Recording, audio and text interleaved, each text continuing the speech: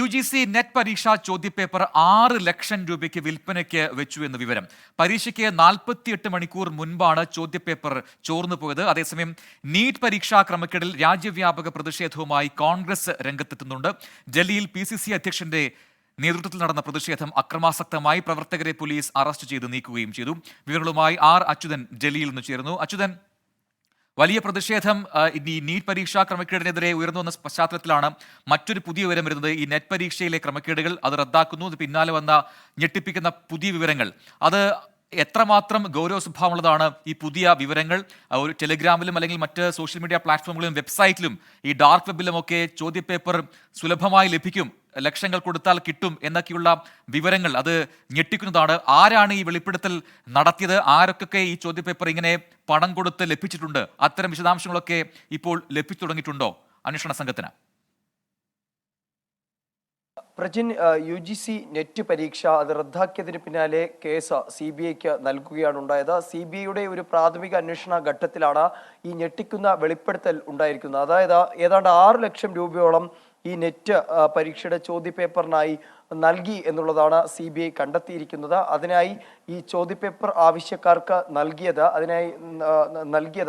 Dark വെബിലൂടെയും അതുപോലെ തന്നെ encrypt ചെയ്ത സമൂഹ മാധ്യമങ്ങൾ വഴിയുമായിരുന്നു ഈ ചോദ്യപേപ്പർ ചോർത്തി നൽകിയത്. എന്നാൽ ഇതിലെ പ്രധാന ഈ ഉറവിടം അത് എവിടെ നിന്ന് എന്നുള്ളത് ഇതുവരെയും സ്ഥിരീകരിച്ചിട്ടില്ല. ആ ഉറവിടത്തിലേക്കുള്ള അന്വേഷണമാണ് ഇപ്പോൾ CBI നടത്തിക്കൊണ്ടിരിക്കുന്നത്. വലിയ ഒരു റാക്കറ്റ് ഇതിനായി പ്രവർത്തിച്ചിട്ടുണ്ട്. കാരണം പരീക്ഷ നടക്കുന്നതിന് 48 മണിക്കൂർ മുൻപ് ഈ ചോദ്യപേപ്പർ ചോർത്തി നൽകുകയാണ് ഉണ്ടായത്. അതിനൊരു വലിയ തുകയും ഇതിനായി കൈപ്പറ്റിയിട്ടുണ്ട്. നിലവിലെ ആ അക്കൗണ്ട് വിശദാംശങ്ങൾ, ഏത് രീതിയിലാണ് ഈ ഒരു 6 ലക്ഷത്തോളം രൂപ നൽകിയത് എന്നതടക്കമുള്ള കാര്യങ്ങൾ CBI പരിശോധിക്കുന്നുണ്ട്. അതിലൂടെ ഈ ഉറവിടത്തിലേക്ക് എത്തുവാനുള്ള നീക്കങ്ങളാണ് ഇപ്പോൾ CBIയുടെ ഭാഗത്തുനിന്നും ഉണ്ടായിരിക്കുന്നത്. നേരത്തെ ബീഹാറിൽ നീറ്റ് പരീക്ഷയുടെ ചോദ്യപേപ്പർ ചോർച്ച കേസിലും ഒരു മാഫിയ പ്രവർത്തിച്ചിരുന്നതായി അവിടുത്തെ സാമ്പത്തിക കുറ്റകൃത്യ വിഭാഗം കണ്ടെത്തിയിട്ടുണ്ട്. നിലവിൽ ആ നീറ്റ് പരീക്ഷാ കേസിൽ ഈ മുഖ്യ പ്രതിക്കായിട്ടുള്ള തിരച്ചിലും പോലീസ് ഊർജിതമാക്കിയിരിക്കുകയാണ്. സഞ്ജീവ്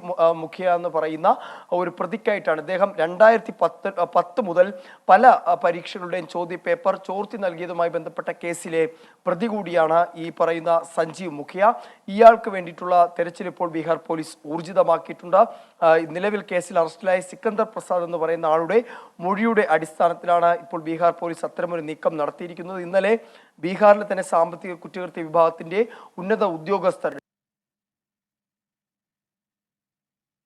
അച്യുതനാണ് വിശദാംശങ്ങൾ നൽകിക്കൊണ്ടിരിക്കുന്നത്. ഏറ്റവും പ്രധാനപ്പെട്ട പുതിയ വിവരം ഈ ബീഹാറിലെ നീറ്റ് ചോദ്യപേപ്പർ പരീക്ഷ ചോർച്ചാ കേസുമായി ബന്ധപ്പെട്ടാണ്. അതിൽ ഏറ്റവും പുതിയ വിവരങ്ങൾ രംഗത്ത് വരുന്നുണ്ട്. മുഖ്യപ്രതി സഞ്ജീവ് മുഖിയയ്ക്ക് വേണ്ടി പോലീസ് ഇപ്പോൾ തെരച്ചിൽ ഊർജിതമാക്കിയിരിക്കുന്നു. കേസിൽ അറസ്റ്റിലായ സിക്കന്ദർ പ്രസാദാണ് ഒരു മൊഴി ഈ മുഖിയയ്ക്ക് വേണ്ടിയുള്ള തെരച്ചിലേക്ക് ഇപ്പോൾ എത്തിച്ചിരിക്കുന്നത്. 2010 മുതൽ പല പരീക്ഷയുടെയും ചോദ്യപേപ്പർ ചോർച്ച കേസിലെ മുഖ്യ പ്രതിയാണ് ഈ സഞ്ജീവ് മുഖിയ എന്ന് പറയുന്ന ബീഹാർ സ്വദേശി. അപ്പോൾ അയാൾക്കുള്ള തെരച്ചിൽ ഇപ്പോൾ ഊർജിതമാക്കിയിട്ടുണ്ട്.